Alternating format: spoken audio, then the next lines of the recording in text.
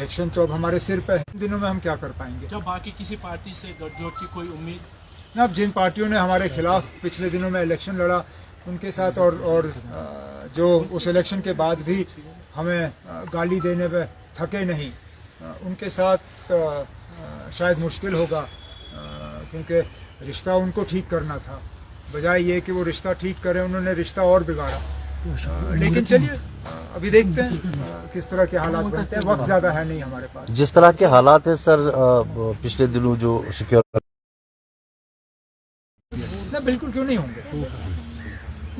अगर हम 96 में चुनाव कर सकते थे, अगर हम 98 में कर सकते थे, 99 में कर सकते थे, 2002 में कर सकते थे, तो आज कम से कम हम ये तो मान के चल सकते हैं कि जम्मू कश्मीर 2024 और जम्मू कश्मीर 1996 ज़मीन आसमान का फ़र्क है। अगर हम उस वक्त इलेक्शन करा सकते थे तो आज तो मुझे कोई इस तरह की कोई परेशानी नहीं है कि इलेक्शन नहीं होंगे।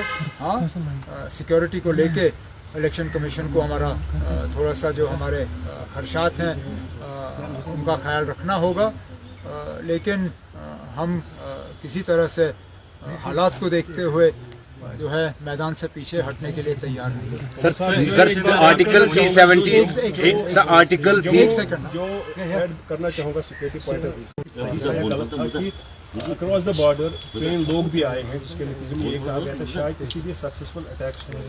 क्या सिक्योरिटी ग्रिड में चेंजेस लानी होगी इलेक्शन से पहले, और साथ साथ में जो ऑर्डर्स गवर्नर की तरफ से अभी आपने कहा ट्रांसफर्स 7 ऑर्डर्स हमने सुने हैं, किस तरह का एक प्लान? लेकिन जहाँ तक आपने ग्रिड या सिक्योरिटी के हवाले से बात की, आपको और क्या चेंज चाहिए? डीजी बदल दिया गया है। जहाँ इलेक्शन के दौरान अक्सर बेशतर हमने देखा है कि इस तरह की चेंजेस नहीं होती। हम तो ये सोच रहे थे कि शायद जो एग्जिस्टिंग डीजी है, जिसने बीच बीच में हमारे खिलाफ पॉलिटिकली भी जो है एक फ्रंट खोला था, हमने सोचा था शायद इसको एक्सटेंशन देंगे, लेकिन एक्सटेंशन देने के बजाय 15 अगस्त को ही ये साफ कर दिया कि उन्होंने यहाँ रहना नहीं है। अब उनका जो रिप्लेसमेंट है वो आके कमान संभाल लेगा।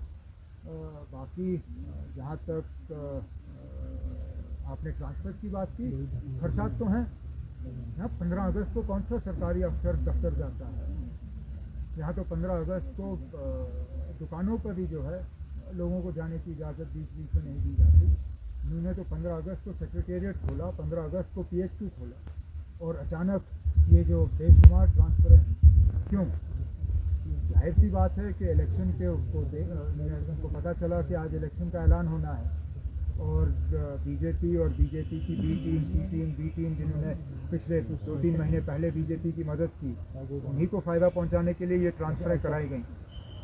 नहीं तो इलेक्शन कमीशन ऑफ इंडिया की तरफ से अगर मुझे आर्टिकल 370 के बगैर इलेक्शन लड़ रहे हैं, कितना मुश्किल होगा? सेकंड क्वेश्चन ये है कि जो शॉर्ट पीरियड में इलेक्शन हो रहे हैं, 3 फेजेस में कम समय दिया गया है, व्हाट डू यू थिंक इसका ये डिसीजन क्यों लिया गया है? कम समय में क्यों इलेक्शन कराया?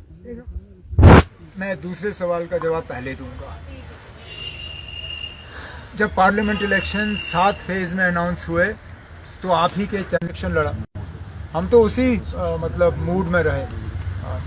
हमारे लिए कोई खास मुश्किल नहीं होगा। हमने अपना मंशूर भी तैयार किया हुआ है। लगभग जो कैंडिडेट्स हम फील्ड में उतारना चाहते हैं, हमने लगभग वो भी तैयार किया हुआ है। अब हमारे लिए थोड़ी सी ये बात बनेगी कि कुछ दिनों के अंदर अंदर अगर अलायंस हमारा हो जाता है तो उसमें हमें देखना होगा कि कहाँ पे हम उतारेंगे। जैसे मैंने कहा, इतना शॉर्ट टाइम फ्रेम में हमें इलेक्शन की आदत नहीं है। हमें अचानक इसकी आदत जो है एक आदत डालनी होगी। डालेंगे ना, लड़ेंगे, और लोगों पे हमारा पूरा भरोसा है कि लोग बाहर आएंगे और अपने वोट का इस बार सही इस्तेमाल करेंगे। Sir, if a situation arises, जैसे हमने पिछली बार देखा 2014 में, अगर बीजेपी का पलड़ा भारी रहता है जम्मू में, इफ्स और अक्टूबर को मुकम्मल किए जा रहे हैं, क्योंकि सुप्रीम कोर्ट का आदेश है। सुप्रीम कोर्ट ने कहा कि 30 सितंबर से पहले ये सिलसिला ख़त्म होना चाहिए। 30 सितंबर का चलो इन्होंने 1 अक्टूबर कर दिया, लेकिन ये बीजेपी अपनी मर्जी से नहीं कर रहे हैं। तो मैं इफ्स और बट्स में नहीं जाऊंगा, इलेक्शन हो जाने दीजिए। अगर वो जो है विधानसभा चुनाव के लिए जो है अलायंस करेगी, क्या अभी भी वो दरवाजा अभी भी बंद ना, हमने तो दरवाज़ा खुला रखा था, दरवाज़ा शायद कुछ हद तक उन्होंने ही बंद किया। मैंने उस वक्त कांग्रेस से कहा था कि 5 सीटों में उनको कुछ देने की गुंजाइश कम है, लेकिन अगर उन्होंने इंडिया अलायंस की पूरी मदद की तो इनका होगा फैसला, फारूक अब्दुल्ला साहब जो हमारे सदर हैं उनका होगा, उनका जो फैसला हमारे सिर आंखों पर। हम तो बस बेसब्री से इंतज़ार कर रहे हैं कि वो जम्मू से वापस आएँ तो हम इन 2-3 चीज़ों पे उनसे मशवरा करके आगे के लिए जो है अपनी रणनीति जो है वो तय करें। Sir national conference chief campaign करने दीजिए, कुछ चीज़ें उसमें क्लियर हो जाएंगी।